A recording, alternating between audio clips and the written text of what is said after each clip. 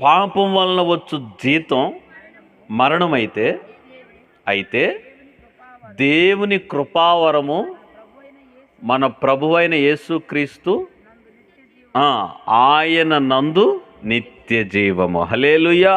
ఈ లోకములో సాతాను ద్వారా వచ్చినది ఏమిటంటే పాపం. పాపం వలన వచ్చినది జీతం మరణం.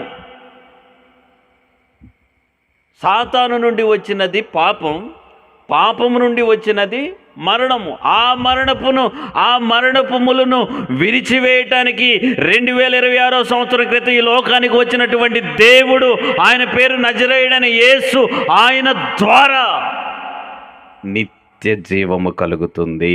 హల్లెలూయా. ఎవరు నమ్మినా, ఎవరు నమ్మకపోయినా అని దేవుడు, ఎవరు నమ్మినా నమ్మకపోయినా ఆయన కలుగు చేసేది నిత్య జీవము. దేవుడు అంటే ఆయన పూర్యాలు ఉబ్బిపోయే దేవుడు కాదు. ఏమండి, అనేకులు కొలిసినా కొలవకపోయినా ఆయన దేవుడే. నేను మందిరానికి రాను, ఆయన దేవుడు కాదు అన్నా కూడా ఆయన దేవుడే. మనం ఏదన్నా చేసిన ఏదన్నా అనుకున్న ఆయన సీటుకి ఆయన సీమలు పట్టవు. హల్లెలూయా. ఆయన గనుడే, ఇంకంతే. ఆయన రాజ్య పరిపాలకుడే.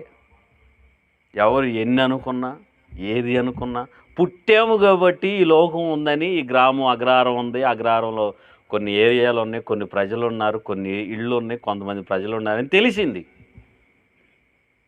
చనిపోయాక తెలుస్తుంది అన్నమాట ఇంకో లోకం ఉందని. బావిలో కప్ప అనుకుందంట, ఇదే ప్రపంచం అనుకుందంట. తిరుగుతానే ఉంది అది. ఒకరోజు ఒక ఆయన బకెట్ వేసి నీళ్లు చేద్దామని చెప్పి బకెట్ వేసి నీళ్లు చేదాడు. ఆ నీళ్ళలో కప్ప పడిందని చెప్పి బయటకు వేసాడు. అప్పుడు అనుకుందంట కప్ప, నాకు తెలియని ప్రపంచం ఇంకోటి ఉందా అనుకుందంట ఆ కప్ప. అంటే కొంతమందికి తెలియదు, మోనార్కంగా, మోటిగా, మూర్ఖంగా వెళ్ళిపోతారు. ఇదే గుడ్డెద్దు చేలో పడ్డట్టు. ఎద్దు ఒక ఆయన చేను దున్నురా అన్నాడంట. చేను దున్నురా అన్నాడంట. ఎవరికి? ఒక ఆయనకి చెప్పినాడు. ఎద్దులు తీసుకొని పోయి ఉన్న పంటను దున్నాడు.